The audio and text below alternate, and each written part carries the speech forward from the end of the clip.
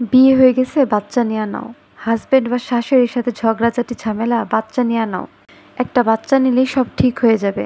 মোটা হয়ে গেছো, বাচ্চা নিয়ে নাও, না হলে পরে সমস্যা হবে। শুকায় গেছো, বাচ্চা নাও, না হলে মোটা হয়ে গেলে সমস্যা হবে। বয়স বেশি, তাড়াতাড়ি বাচ্চা নাও। বয়স কম, বাচ্চা নিয়ে নাও, না হলে বয়স বেড়ে গেলে সমস্যা হবে। এই ধরনের জ্ঞান দেওয়ার মানুষের অভাব নেই আমাদের চারপাশে। একটা কথা মাথায় রাখবেন, যেহেতু লাইফটা আপনার, আপনি কখন বাচ্চা নেবেন কি নেবেন না সেটা আপনার এবং আপনার পার্টনারের বিষয়। আপনি শারীরিক এবং মানসিকভাবে যদি সুস্থ থাকেন এবং আর্থিক দিক থেকে যদি সচ্ছল থাকেন, তখনই কেবল বাচ্চা নেবেন। কারণ একটা বাচ্চা সামলানো এতটা সহজ কোনো বিষয় নয়। দেখা গেল আপনি এমন সময় বাচ্চা নিলেন যখন আপনি বা আপনার পার্টনার কোনোভাবেই প্রস্তুত নন।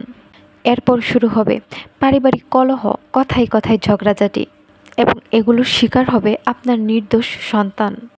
মনে রাখবেন, একটা বাচ্চা সুস্থভাবে বেড়ে ওঠার জন্য একটা সুস্থ পরিবেশ ডিজার্ভ করে।